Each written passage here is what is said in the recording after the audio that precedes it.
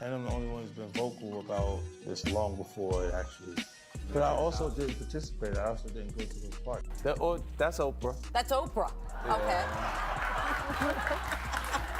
Okay. Named after the Oprah, and your cat's name is? 7 months ago, we made sure, I already knew, that Diddy and Oprah is about to get arrested. Hollywood has always loved pretending it's a family, but behind the flashing lights and polished smiles, it's a jungle built on power, silence, and betrayal, and few stories expose that better than what happened between Oprah Winfrey, Taraji P. Henson, and 50 Cent. This isn't just a feud, it's a battle over truth, control, and who gets to speak when the cameras stop rolling. What if I told you that one of the world's most celebrated icons tried to break one of Hollywood's most beloved actresses?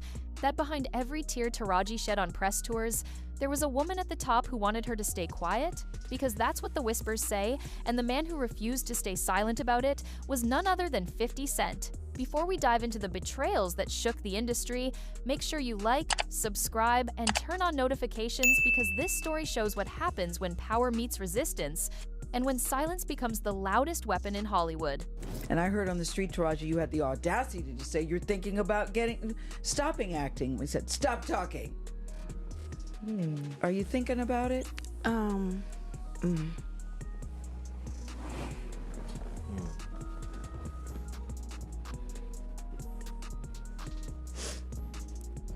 I'm just tired of working so hard, being gracious at what I do, getting paid a fraction of the cost. I'm tired of hearing my sisters say the same thing over and over. You get tired. I hear people go, you work a lot. Well, have to. The math ain't mathing. Hearing that my entire career, 20 plus years in the game, and I hear the same thing, and I see what you do for another production, and when it's time for us to go to bed, you don't have any money. They play in your face. And I'm just supposed to smile and grin and bear it and just keep, like, enough is enough.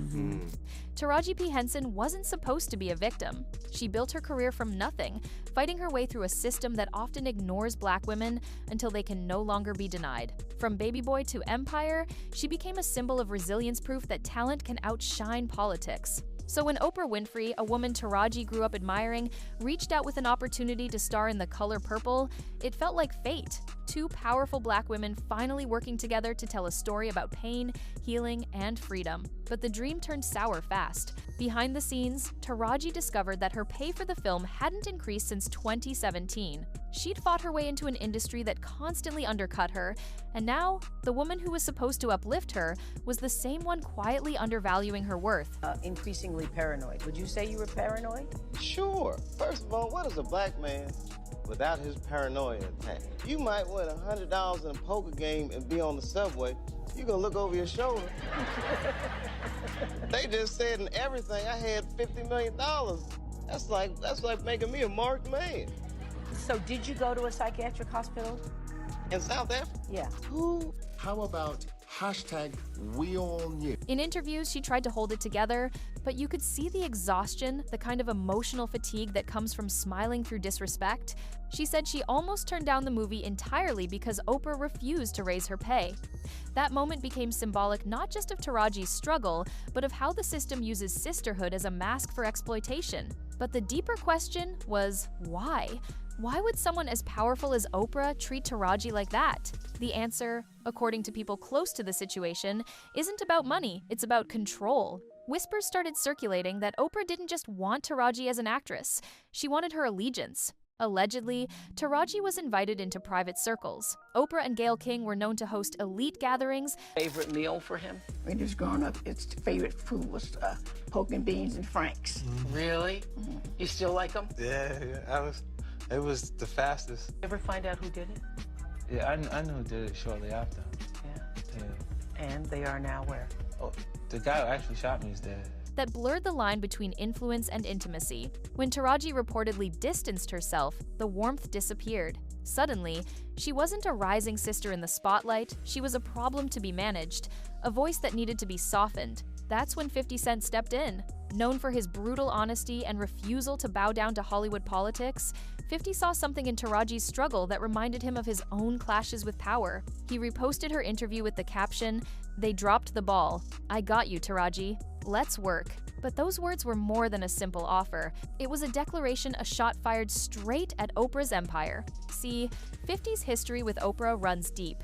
Years before Taraji's ordeal, he'd tried to build bridges with her, only to find those bridges burned before they could even form. He once said Oprah didn't want anything to do with hip-hop or the men who built their success from it. He accused her of catering to older white women and called her out for looking down on rappers who turned pain into profit. And when Oprah's team refused to host him on her show at the height of his fame, he decided to flip the script, literally naming his dog Oprah and his cat Gail as a joke. But under that humor was something deeper. Resentment toward the gatekeepers who decide which stories are respectable enough to tell. 50 saw Oprah as the queen of selective support, a woman who preaches empowerment but silences those who don't fit her image. So, when Taraji cried on camera about being tired of fighting for fair pay, it hit him. This wasn't just another Hollywood feud, it was another example of someone powerful using kindness as camouflage for control. And for 50, who'd already gone to war for Monique after her fallout with Oprah and Tyler Perry, it was personal. Because long before Taraji,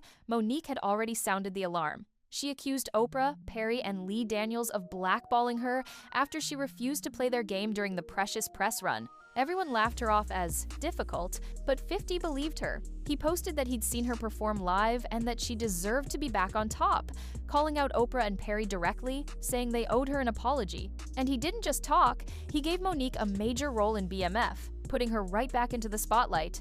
That's 50's style. He doesn't just expose hypocrisy, he dismantles it with receipts. So, when Taraji's story echoed Monique's, 50 didn't hesitate. He knew what it meant when women in Hollywood start crying in interviews. It's not weakness. It's a scream for help from a system that's been playing the same cruel song for decades.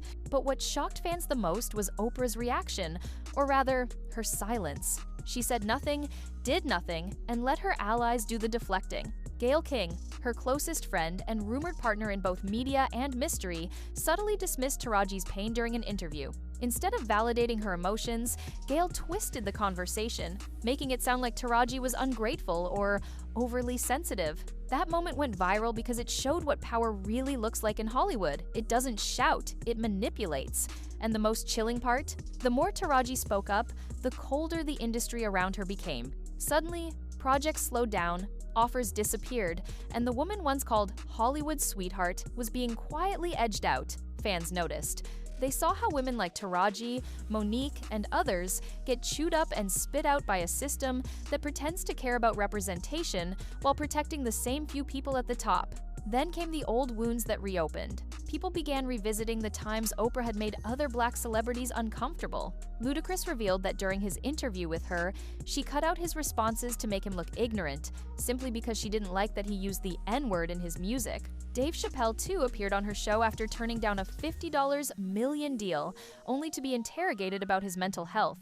She pressed him to admit he was paranoid, even when he explained that fame and manipulation were what really terrified him. Watching those old clips now feels eerie, like pieces of a bigger pattern that no one wanted to see. Oprah's strength was never in her interviews, it was in how she controlled the narrative. She could turn anyone's truth into a spectacle, so long as it kept her throne shining. And yet, through all of that, 50 Cent kept pushing. He didn't just see Taraji as another victim, he saw her as a mirror. Both had been underestimated, both had been dismissed, and both had learned that silence is the real weapon of the powerful. His Instagram post wasn't just defiance, it was solidarity. It was a man who once survived 9 gunshots, reminding the world that some wounds aren't physical, they're emotional, reputational, and deliberate. Fans flooded his comments with support, praising him for standing by women Hollywood had abandoned. He wasn't afraid to burn bridges, because he'd built his empire without needing permission from the people guarding them. The deeper fans looked, the uglier it got. Allegations surfaced, claiming that Oprah's private social circles weren't as innocent as her public image suggested. People whispered about exclusive gatherings, quiet contracts, and women who disappeared from opportunities after refusing to play along. It was all speculation, but in Hollywood, rumor often points toward truth, and Taraji's refusal to bend might have been what cost her favor. It's tragic, really, because what she wanted was respect, not rebellion. What she got was betrayal. When she sat across from Gail, trying to explain how tired she was of working hard and being undervalued, you could see her spirit cracking.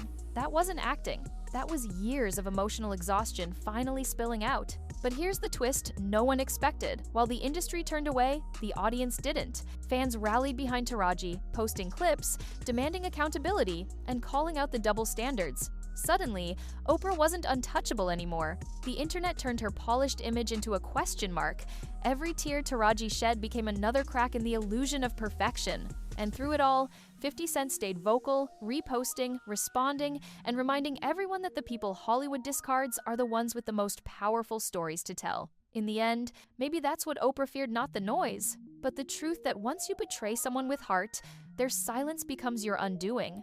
Hollywood wants you to believe that power means winning awards and shaking hands, but real power is surviving betrayal and still daring to speak.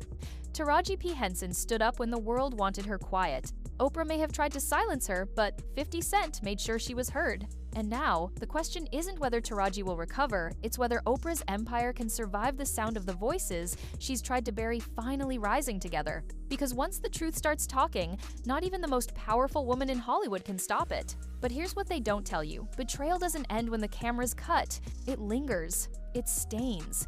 And the people who survive it carry a kind of quiet fire that never dies out. Taraji may have been broken down in front of the world, but she didn't stay down. That's the part Oprah underestimated. Every time Taraji told her truth, it created a ripple. It made other women in Hollywood whisper their own stories in private. Stories about power disguised as mentorship, kindness that came with contracts, and respect that evaporated when they stopped obeying. Taraji became more than an actress. She became a symbol of resistance wrapped in grace. And 50 Cent? He became proof that loyalty still exists in a business built on betrayal. Together, their defiance became louder than any award speech or talk show smile. Because when powerful people try to silence the truth, it doesn't disappear, it grows teeth. And the longer it's buried, the harder it bites when it finally breaks free. So maybe the real story isn't about 50 versus Oprah or Taraji's tears, it's about what happens when the people who were never supposed to talk finally find their voice. That's when Hollywood truly trembles.